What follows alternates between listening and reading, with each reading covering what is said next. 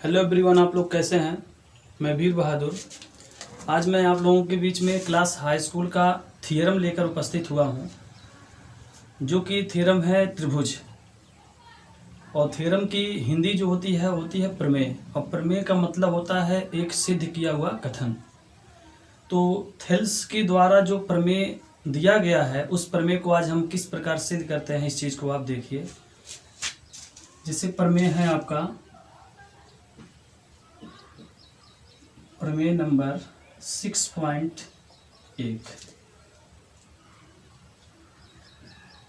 यदि किसी त्रिभुज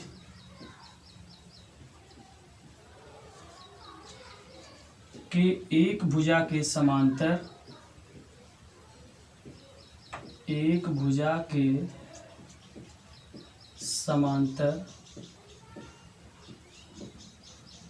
खींची गई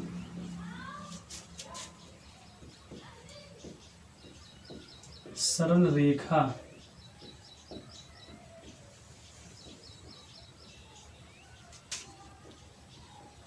अन्य दो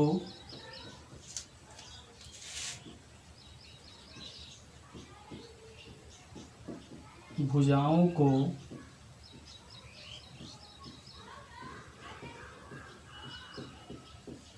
अलग अलग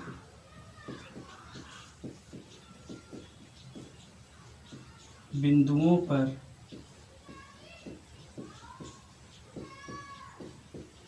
प्रतिच्छेद करती है, तो एक बिंदु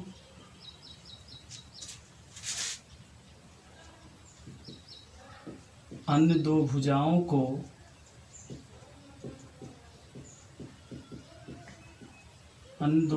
को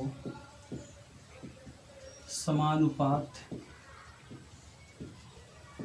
करता है। देखिए लिखा हुआ प्रमेय, यदि किसी त्रिभुज के एक भुजा के समांतर खींची गई सरल रेखा अन्य दो भुजाओं को अलग अलग बिंदुओं पर प्रतिच्छेद करती है, तो ये बिंदु अन्य दो भुजाओं को समानुपात करता है।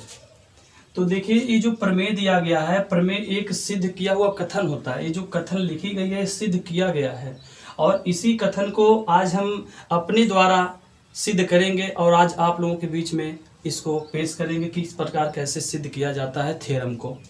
तो सबसे पहले हमारा क्या होता है कि जो प्रमेय लिखा होता है, उस प्रमेय के अनुसार हम सर्वप्रथम बनाते हैं चित्र। पहला हमारा रहेगा चित्र। किसके अनुसार? प्रमेय के अनुसार। प्रमेय को आप आराम आराम से पढ़िए, अपने आप पता चल जाएगा मुझे क्या करना है। लिखा है, यदि किसी त्रिभुज, देखिएगा, यदि किसी त्रिभुज के एक भुजा लिखा है, तो पहले लिखा है यदि किसी त्रिभुज का, तो आप सबसे पहले बनाएंगे त्रिभुज। किसी त्रिभुज का नाम दे दिया है, तो आपका त्रिभुज जो होता है दो प्रकार के होते हैं, एक भुजा के अनुसार होता है और एक कोण के आधार पे होता है। तो भुजा के आधार पे आपका होता है समबाहु त्रिभुज, विषम बाहु त्रिभुज, समद्विबाहु त्रिभुज होता है। इनमें से कोई आप एक त्रिभुज उठा लीजिए। तो सबसे पहले हम लोग बनाएंगे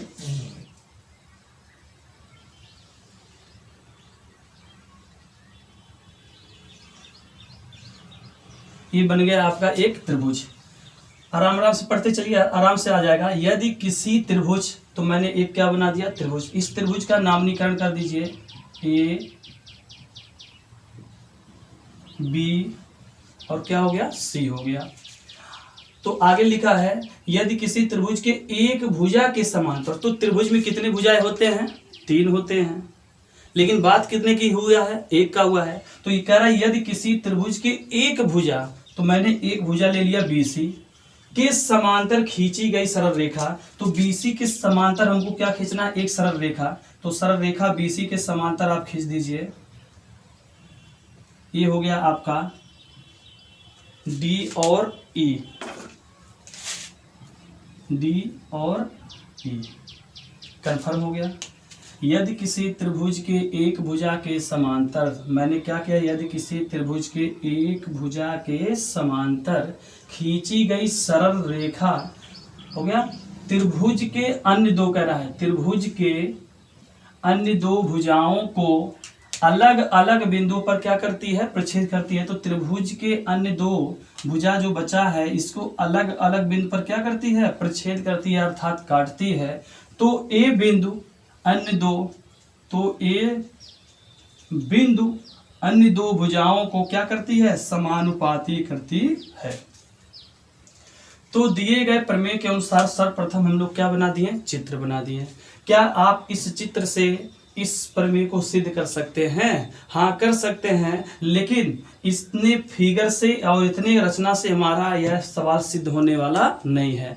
तो हमें इस त्रिभुज में क्या करना है, रचना करना है। रचना क्या करना है, क्योंकि हमारा जो है समानुपाती दिया है। समानुपाती मतलब हमारा एक भुजा का मान ऊपर रहेगा और एक भुजा का मान क्या रहेगा, नीचे रहेगा, मतलब हुआ बटे के रूप में। तो बटे के रूप में क्या आता है कि हमें एक त्रिभुज का निर्माण करता है और त्रिभुज में जो क्षेत्रफल होते हैं वह अनुपातिक रूप में होता है। किस में होता है, अनुपातिक रूप में। इसलिए मुझे यहाँ क्या करना है, त्रिभुज का क्षेत्रफल की चर्चा करना है। तो त्रिभुज की क्षेत्रफल की चर्चा करने के लिए यहाँ पर हमको क्या करना है, रचना करना है। तो b को किससे मिला देंगे, e से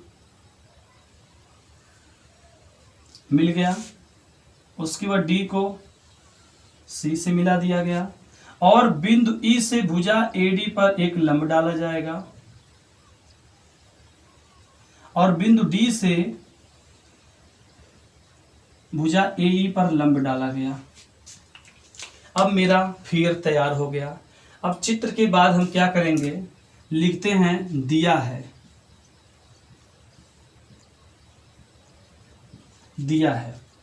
अब दिया है कैसे लिखा जाता है, देखिए दिया है आप अपने चित्र को देखकर भी लिख सकते हैं और अपने प्रमेय को देखकर भी लिख सकते हैं कि मुझे दिया है में क्या लिखना है। तो देखिए दिया है में लिखा गया है, तो आपको पहले देखना है कि ये जो दिया है पॉइंट लिखना है। तो दिया है मतलब चित्र में क्या दिया है, तो चित्र मेरा कैसा बना है, त्रिभुज बना हुआ है। तो आप लिखेंगे त्रिभुज ABC में, त्रिभुज ABC में मतलब इसी में देखना है। तो त्रिभुज ABC में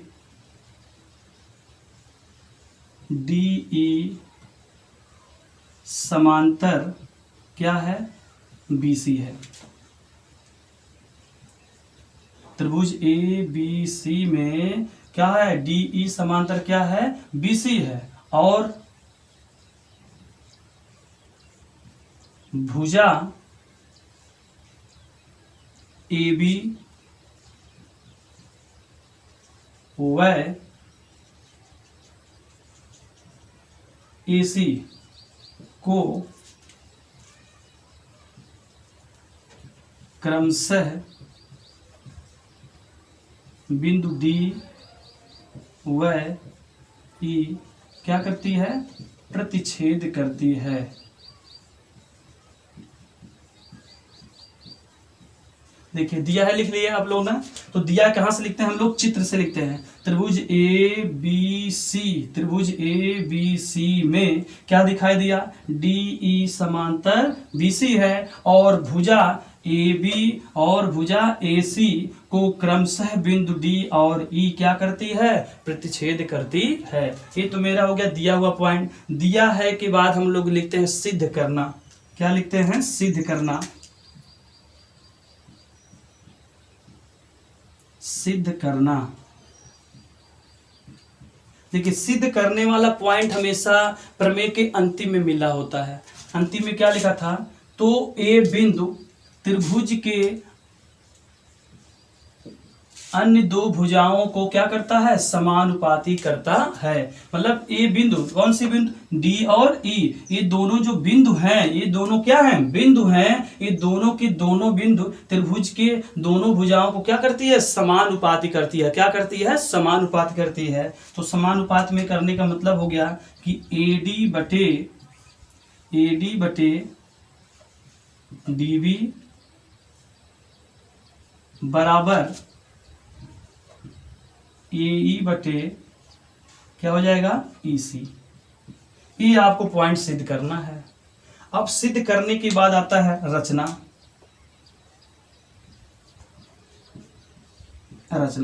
रचना देखिए कैसे लिखना है। आप इस यानी दिए गए प्रमेय के बाद जब आप अलग से कुछ कार्य करते हैं, कुछ अलग से उसमें आप बनाते हैं, तो वह आपका हो जाता है रचना। क्या हो जाता है? रचना।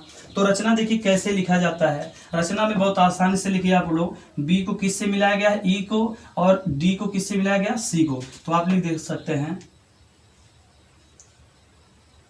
बी ई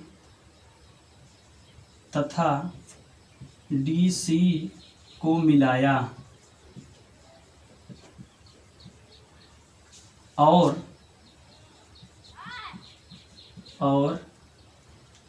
यहाँ पर इसका नाम रख लीजिए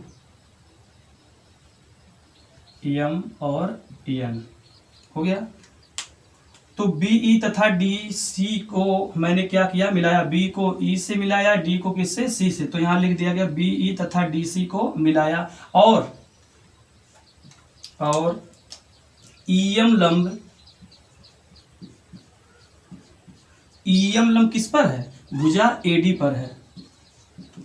एडी व डीएन लंब, डीएन लंब एई।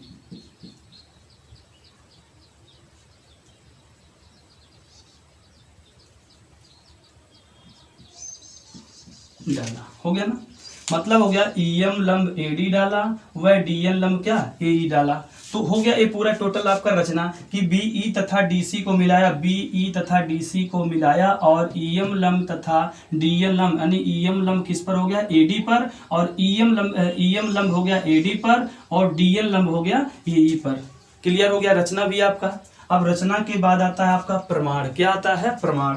तो प्रमाण को उपपत्ति भी बोला जाता है और उसी को साक्ष्य भी बोला जाता है। अब आपको सिद्ध करना है कि किस प्रकार मुझे सिद्ध करना है। तो यहां पर हम लिख देते हैं प्रमाण। देखिए प्रमाण कैसे किया जाता है। मैंने बोला कि प्रमाण जो होता है या साक्ष्य जो होता है या उत्पत्ति होती है, उपपत्ति होती है, वह हमारे जितने भी इसके उपपत्ति या प्रमाण के ऊपर जितने भी पॉइंट आप लिखे हैं, रचना है, सिद्ध करना है, दिया है, चित्र है, प्रमेय है, सब इसी में से देख कर ही आपको प्रमाण करना होता है। तो हमें क्या सिद्ध करना, इसको भी देखना है। हमें सिद्ध क्या करना है? एडी सिद्ध करना है। क्या इस फिगर में कहीं एडी मिल रहा है? हाँ देखिए एडी मिल रहा है। एडी किसमें है? इस वाले त्रिभुज में है। ए डी ई त्रिभुज जो हमारा ए डी ई है, इसी ए डी ई में आपको क्या मिल रहा है? एडी का दर्शन हो रहा है कि नहीं हो रहा है? तो आप अपने सिद्ध वाले पॉइंट को ही देखकर त्रिभुज उठाइएगा, नहीं तो क्या पता चलता है, इसको आप नहीं देखते हैं तो आप इसी में फंस भी जाते हैं कि हम कौन से त्रिभुज उठाएं, कैसे हमारा सिद्ध हो। तो आप अपने सिद्ध वाले पॉइंट को ही देखिए, क्या हमको सिद्ध करना उसी के हिसाब से उठाइए। यहाँ ऊपर अंश में क्या लिखा है? एडी। तो यहाँ देखिए एडी इसमें मिल गया। किस त्रिभुज में है? त्रिभुज ए डी ई में। तो आप इसी त्रिभुज को उठा लीजिए। त्रिभुज A D E, A D E में, त्रिभुज ए डी ई में उठा लिया गया ना। अब त्रिभुज ए डी में जब उठाए हैं तो यहां पर देखिए ईएम लंब, ईएम लंब किस पर है? एडी पर है। त्रिभुज ए डी ई में ईएम लंब किस पर है? एडी पर है। तो आपका जो लंब ईएम है यहाँ पर एडी पर, तो इसमें पता चल गया कि ईएम जो लंब है ये हमारा शीर्ष लंब है। कौन सा चीज है? शीर्ष लंब। तो त्रिभुज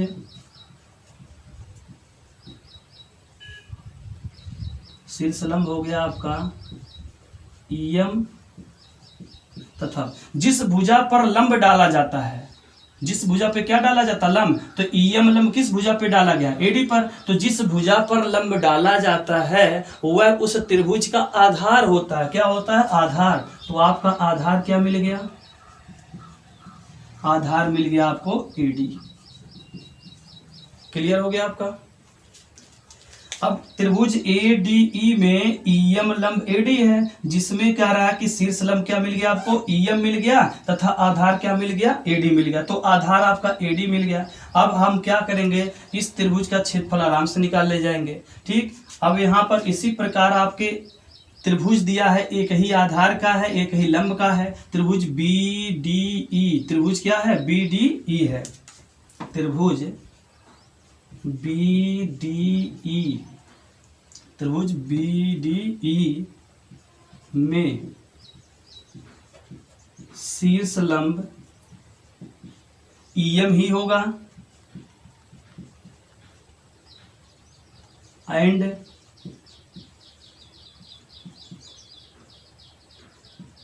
आधार जो है BD होगा।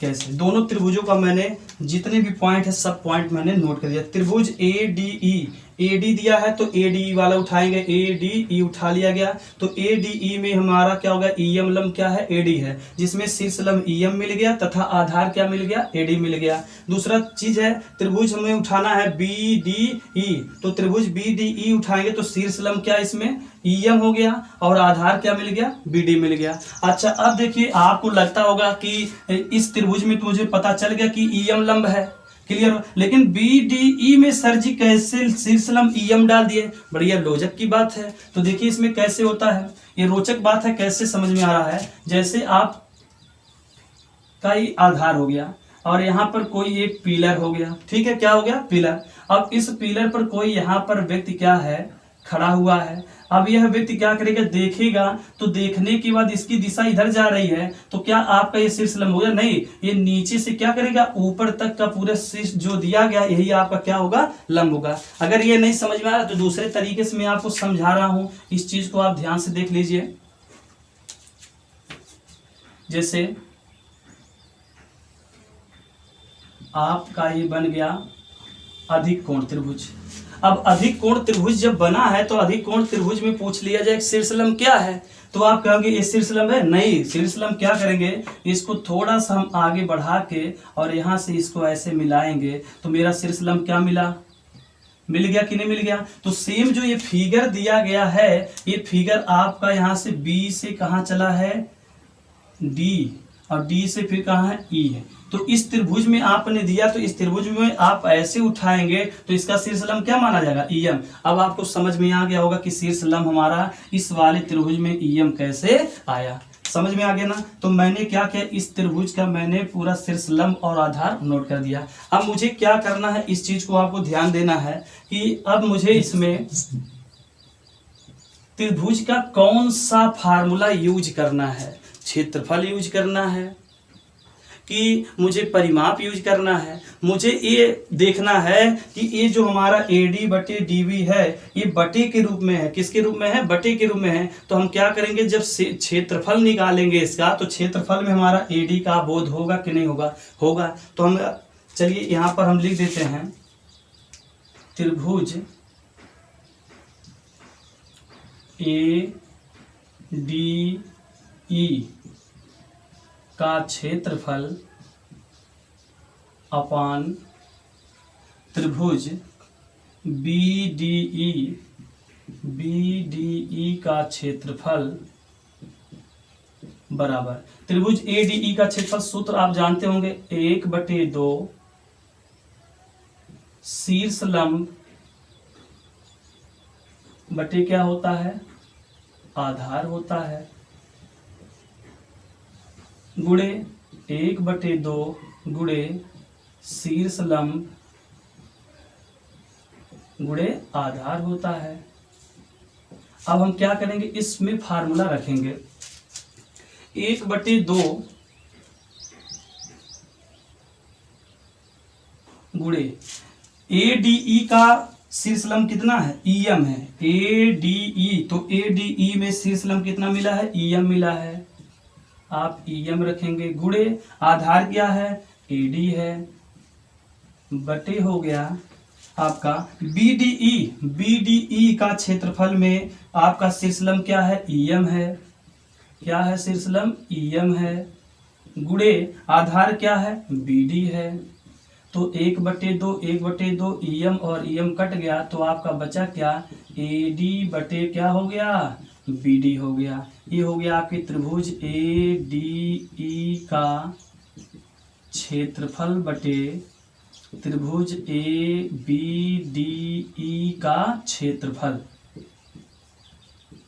ये हो गया इक्वेशन नंबर आपका हो गया फर्स्ट। समझ में आ गया ना। देखिए एक पक्ष आपने सिद्ध कर दिया, ए डी बटे क्या सिद्ध किया, बी डी या डी बी सिद्ध कर दिया। अब मुझे ए ई बटे ई सी लाना है। अब ए ई बटे ई सी, तो ए ई किधर है, तो देखिए ए ई इधर है, इधर भी शीर्ष लंब डाला गया है। ई सी क्या है, ई सी इसमें है, तो देखिए एक त्रिभुज यहाँ भी तैयार हो रहा है, डी ई सी हो रहा है कि नहीं हो रहा है। अब हम इस त्रिभुज को इसी प्रकार लिखेंगे, क्या लिखेंगे, इसी प्रकार,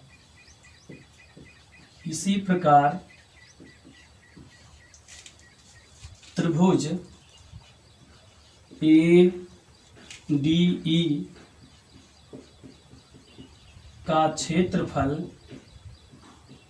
अपान त्रिभुज डी ई सी, त्रिभुज डी ई सी का क्षेत्रफल। फार्मूला वही होगा 1/2 गुणे, देखिए डी ए डी ई का क्षेत्रफल जब निकालेंगे आपका, तो आपके इसमें लंब कौन सा होगा, डी एल लंब होगा, गुणे आधार क्या होगा, ए ई होगा, बटे इस त्रिभुज में भी शीर्ष लंब क्या होगा, डीएन होगा, गुणे आधार क्या होगा, ईसी होगा। तो 1/2 डीएन और डीएन कैंसिल हो गया, तो आपका बचा त्रिभुज ए डी ई का क्षेत्रफल बटे त्रिभुज डी ई सी का क्षेत्रफल बराबर ए ई बटे ई सी। समीकरण क्या बन गया, 2 बन गया। अब इन दोनों समीकरणों में देखिए कुछ कॉमन मिल रहा है आपका, ए डी ई का क्षेत्रफल, ए डी ई का क्षेत्रफल ये तो मिल रहे हैं। अब हमें क्या करना है, ऊपर वाला जो मैंने रचना किया था, इस रचना के हिसाब से मैंने दोनों का क्षेत्रफल निकाल के भुजा अनुपातिक के रूप में ला दिया। समीकरण 1 बन गया और समीकरण क्या बन गया, 2 बन गया। इसमें एक और चीज आपने रचना किया था, बीई और डीसी को मिलाया था। तो बीई और डीसी को जो मिलाया गया है, ये रचना करने के बाद एक आकृति बन रही होगी। वो आकृति देखिए समलंब चतुर्भुज है, बी डी ई सी है।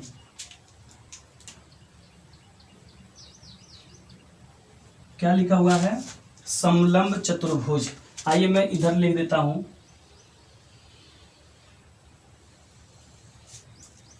समलंब चतुर्भुज। समलंब